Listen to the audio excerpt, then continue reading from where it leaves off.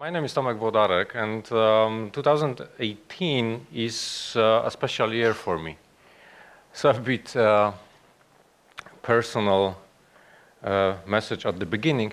2018 is my roughly 10th year of doing this stuff.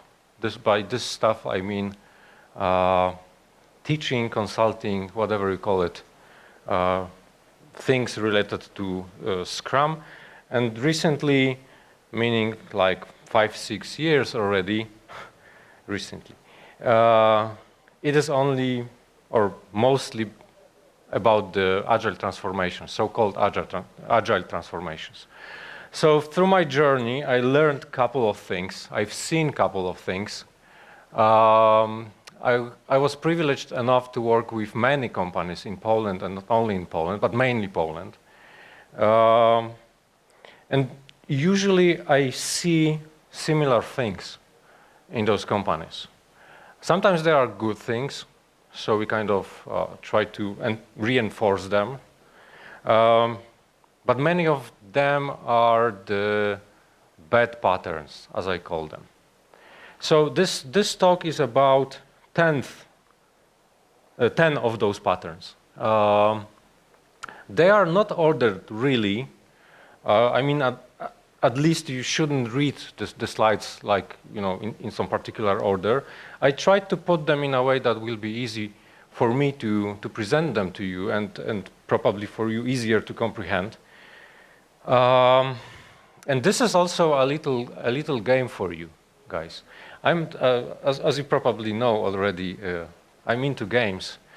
So I also thought that maybe for this speech, because it is kind of tough and dense, I will also create a little game. So if you have something to write on and something to write with, it will be probably useful. You will be counting points. So you can get like 21 points. Those who will get 21 points will get a special prize at the end of this talk. All right, let's get into it.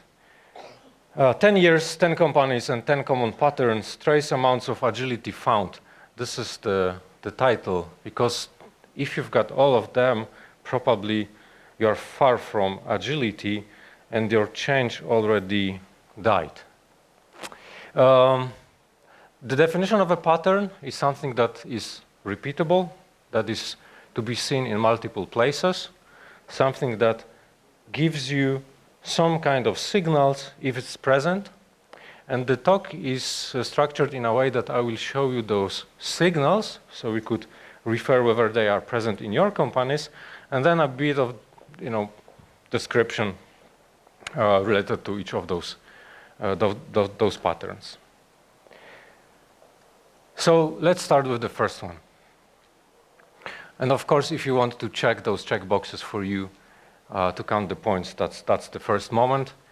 Do you often have a feeling that you spend a busy day at work and nothing really happened? I mean, no achievements?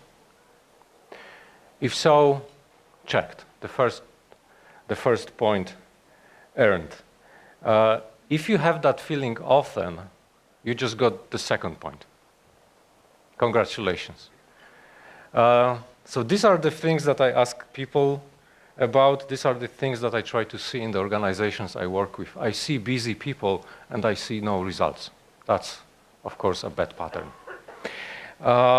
The pattern is a bit broader, and I really see that it is true regardless whether we talk about some kind of outsourcing situation. We've got a headquarters in the States or wherever, and we've got some offices in Poland. I also see this pattern between offices of the company in Poland. So say we've got Gdańsk and we've got Kraków, and I see one of those offices be the headquarters and the other be the satellite. Usually the satellites, the regional offices, the branches do better regarding the transition. Of course, I can just have hypotheses. Why is that? What is the reason to that?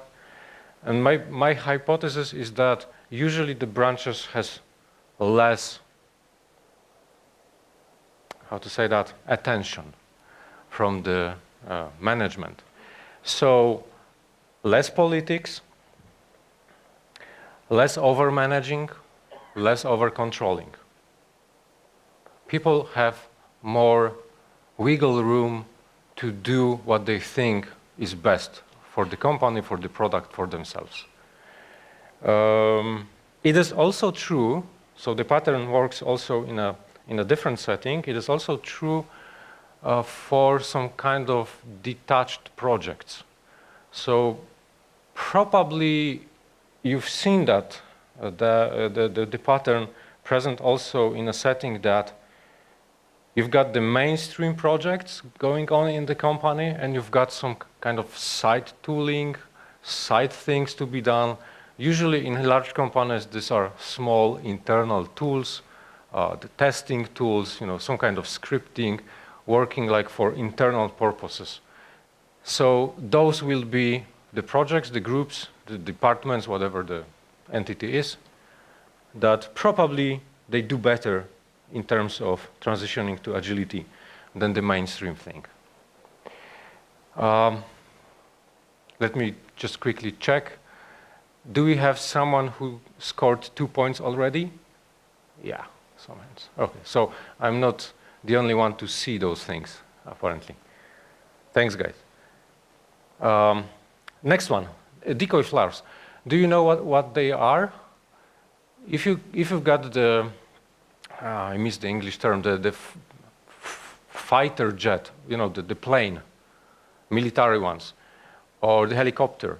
Sometimes if they are chased by a rocket, they spread those flares, like many hot visible points to kind of distract the rockets. So I call the pattern decoy flares because sometimes we are getting really distracted by methodologies, tools, consultants, people telling us what we should do to become more agile. We hire them, we pay them, they tell us what to do, we go to the conferences, we see people talking about trademarks, sometimes even trademarked methodologies, and we think they will all help us. So we chase flare after a flare after a flare, and we switch those methodologies, we switch those tools, we switch the consulting companies. To me, it is like avoidance of accountability on a cosmic scale. I mean, guys, no one will make you agile. I mean, no one. Okay? There is no method that will make you agile. There is no one to do that to you. It is all about your responsibility, your accountability, and you changing the company. So 2 more points to score. First would be, if you recently considered, or even more, if you recently changed your approach to agility to another methodology, particular trademark or branded methodology, which is supposed to be proven. I mean, it works. It has this little trademark or whatever, and people tell you that it will make you agile. If you did that, you just scored 1 more point. Congratulations. With that, sometimes, and I understand that this message could be a bit blunt. I apologize for that, but I'm not really sorry. If you, in that process, created some impactless roles, like, for example, the big room planning facilitator, all with capital letters, or whatever, anything like that. Sometimes, unfortunately, the Scrum Masters and Agile coaches go into that group too. If you created those kind of roles and stuffed them with clueless people, like people who has no expertise, that people who have no prior experience with that, you did that to your company just to feel better, like a manager who creates that environment and says, oh, no, okay, now we will get to this agile thing because I created all those roles and I paid for consultant and we introduced this trademark thing. If you did that, if you created those roles, you just scored another point. Do we have someone who scored 4 points already? Ah, good, good, good. Maybe it's not that bad. All right, just a message to give you my perspective on that.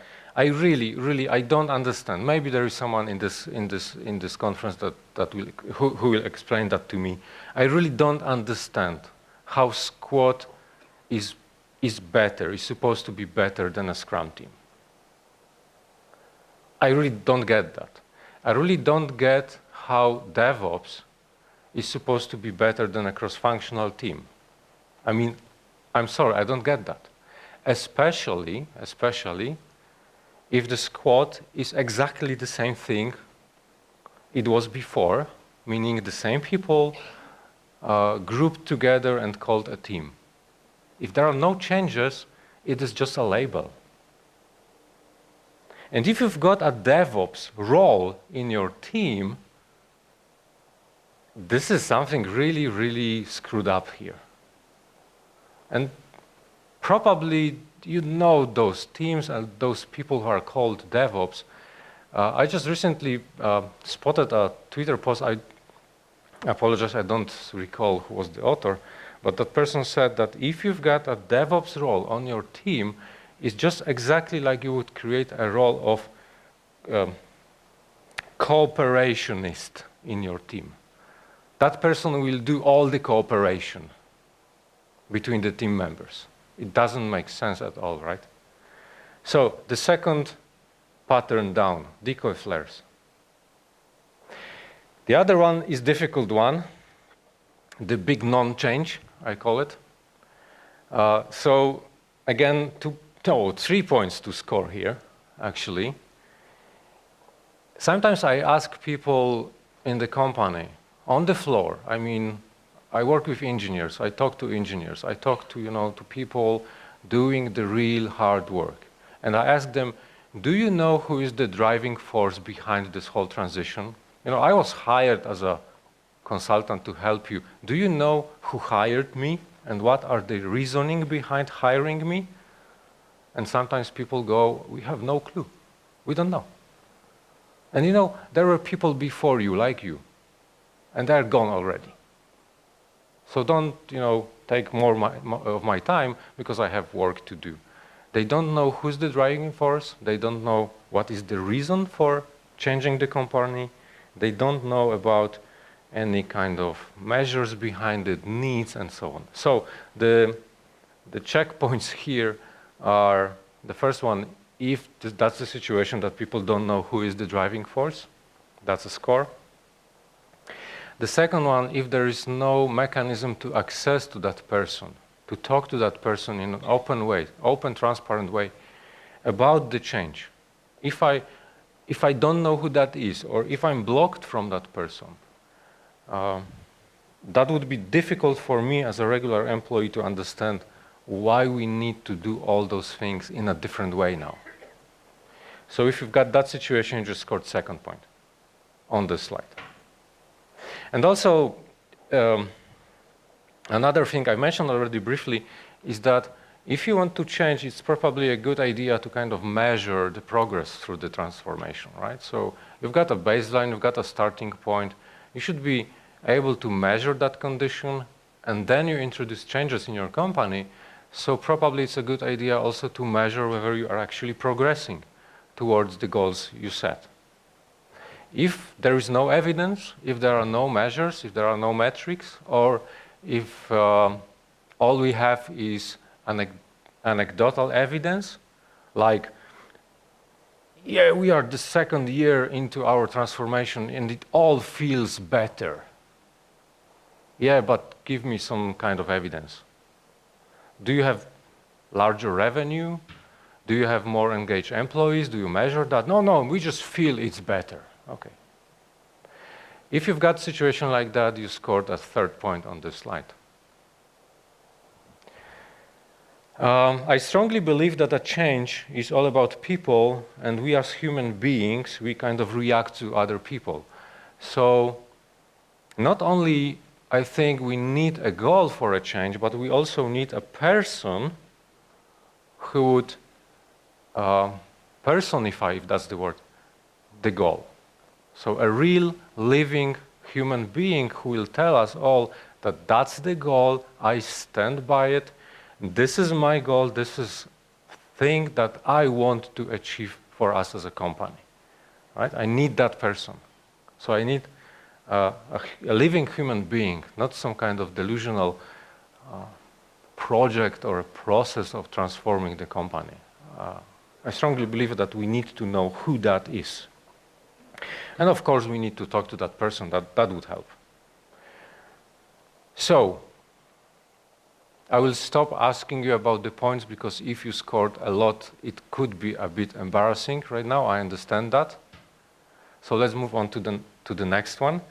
And this is actually a quote from one of my favorite CTOs or CIOs, who has this little saying that, do you know the story, the fairy tale about the Baron Münchhausen, or if I pronounce this right? Yeah, so that was the guy who actually pulled himself by his own hair out of the swamp. Actually, not only him, but also his horse. So it's kind of, a lot of power here. So this is looking from a management perspective. If you, as a manager, started the transitioning process and you think your employees are like Münchhausen, probably you're wrong. They will not pull themselves out of the swamp by their hairs. It won't happen. You need to support them with that. So if there is no transparent process to remove impediments as they are signaled by the teams, or the process is irrelevant, inefficient, you just scored another point.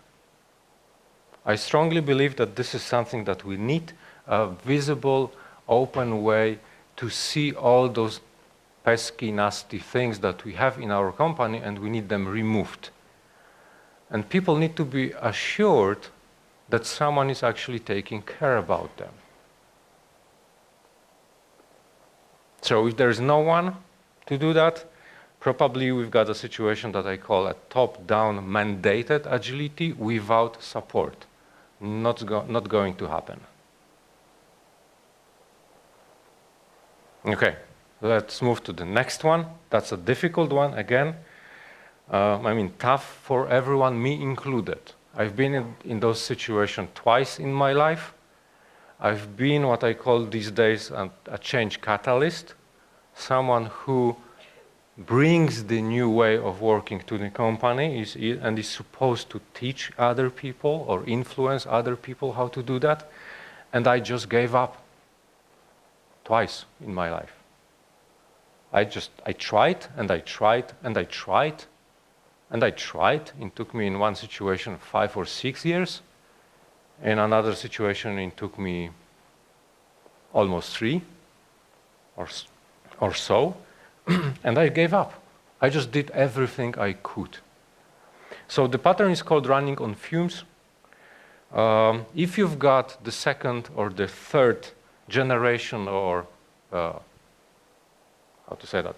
group of people changing your company, and you've got and you still have the same problems, you just scored another point.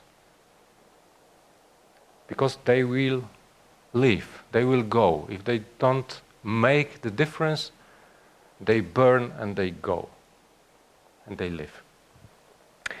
So another point is chance for you to score here is if you recently lost at least one of those change catalysts in your company.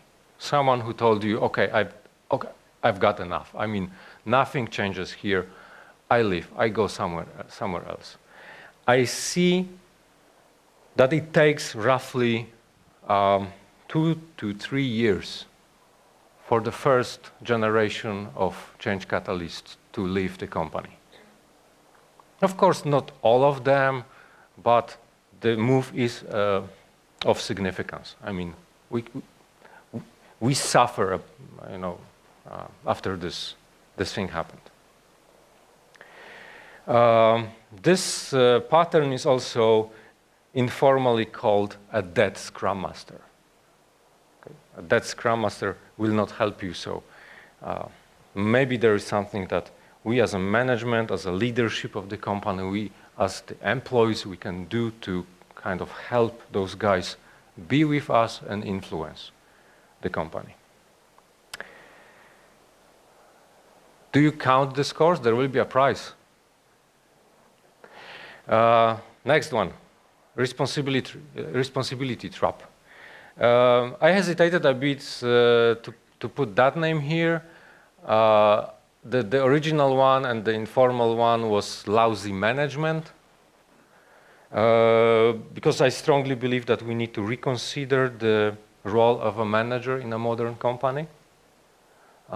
If you've got your managers more engaged in managing the work, like doing the projects, doing those budgeting things, tasking the project, staffing people, you know what I'm talking about.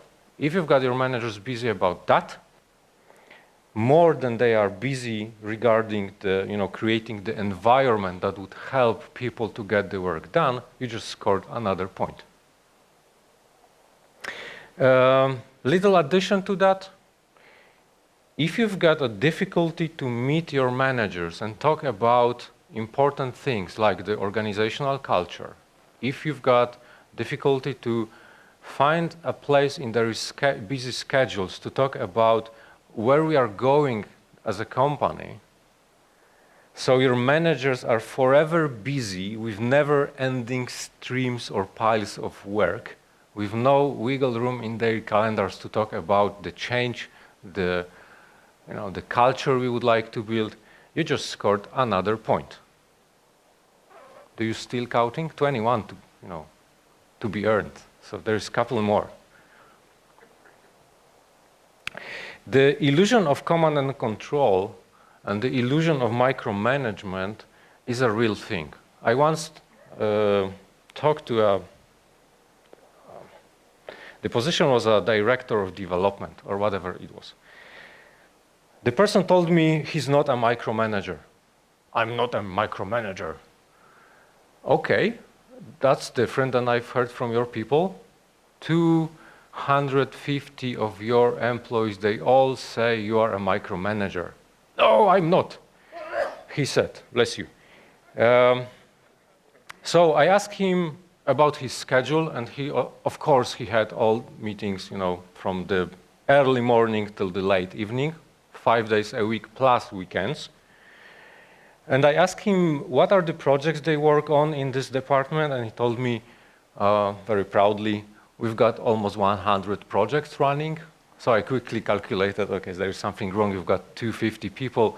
It doesn't make sense to have almost 100 projects running. Show me, how do you manage that? And imagine a director of that scale who pulls up an Excel spreadsheet file and shows me 100 projects with the estimates. More than half of those were less than 20 man days. Sorry about that measure. I know we hate that, but it was the case. Or person days, I should say. Less than 20 is like, it's less than a month for a person roughly to complete that. And it's definitely less than one sprint for a decent Scrum team, right? It's like nothing. It's just a position on backlog. And he managed that spreadsheet file, and he had people assigned to those by names. I asked him who maintains that spreadsheet file, and he said proudly again, me, myself. So he's not the micromanager, of course not. He runs around the company and asks people what they are working on these days, what are the progress they made, and he maintains the spreadsheet file. He's not a micromanager. I have no clue who he is, but definitely not a micromanager. Yeah, the next one, more is less. This one is really a tough one. It gave me a good headache a couple of times.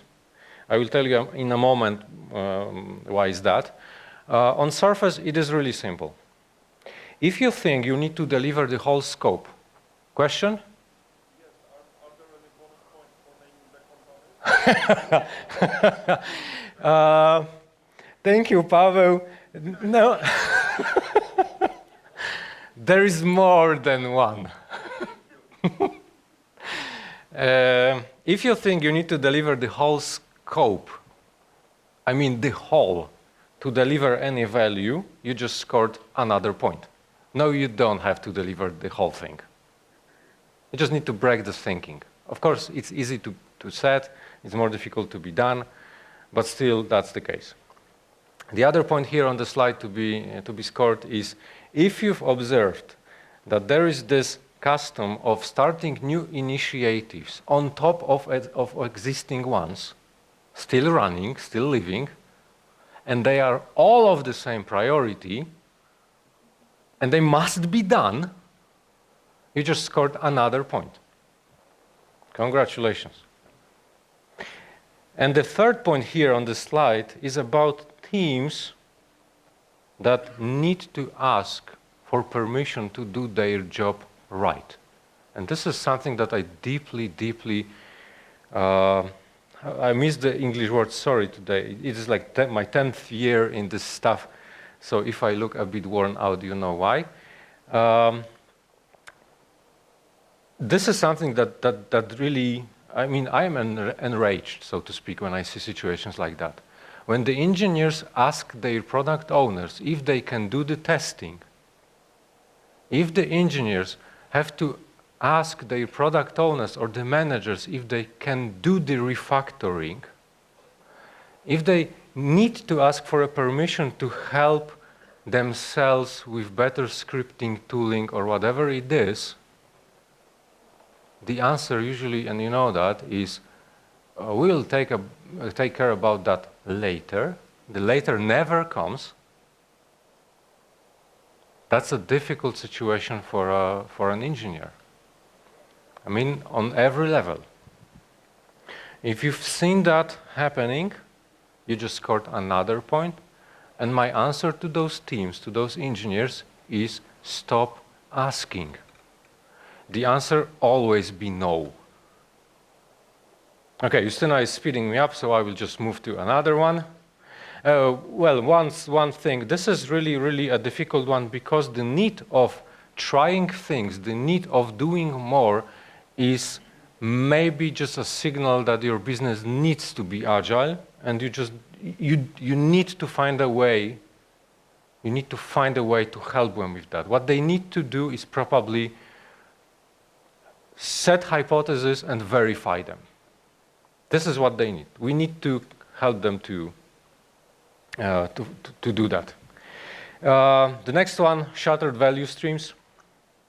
If you see that your products are more aligned with system architecture or system components, so technical side more than they are aligned with the business side, you just scored another point. By shattered value streams, I mean we do pieces of this thing in different parts of the company, and we have a difficult times to kind of integrate that whole thing. And of course, there is no freaking chance to confirm the value delivered at the end of the sprint, particularly in some situations, not even within a quarter. So if you've got situations like that, another 2 points. Iterative non-incremental.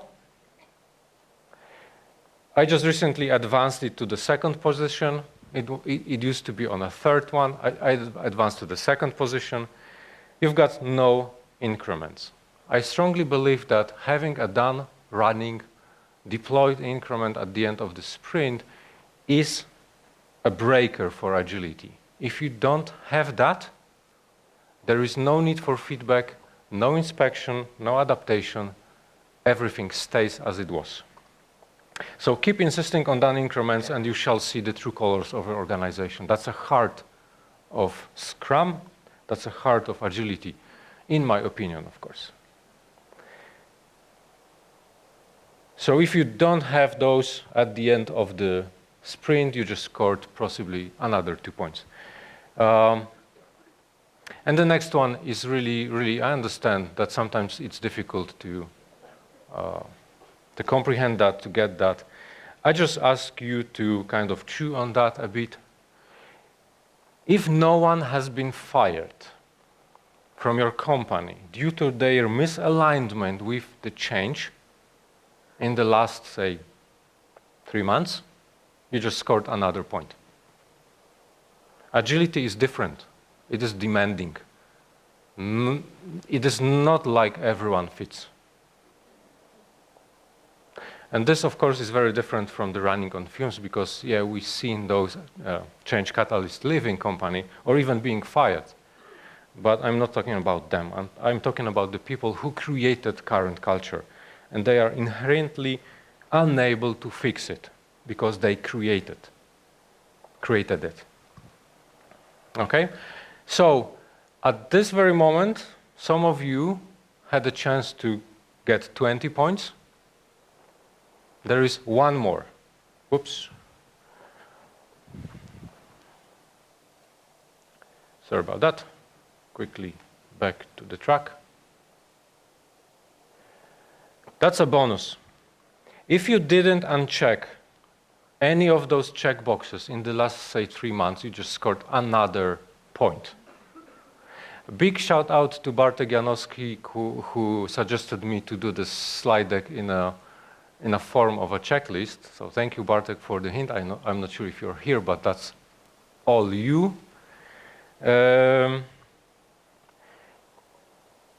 You just had a chance to score 21 points. If there is someone who scored 21 points, I will give you the special prize. I will hug you. Because your change is long gone. Anyone willing to be hugged by Tomek? Paweł. Thank you, guys. I understand there is a lot of material here, and we could spend hours probably on every single of those patterns, doing a deep dive. But I don't have more time. Yes, you don't. Thank you very much.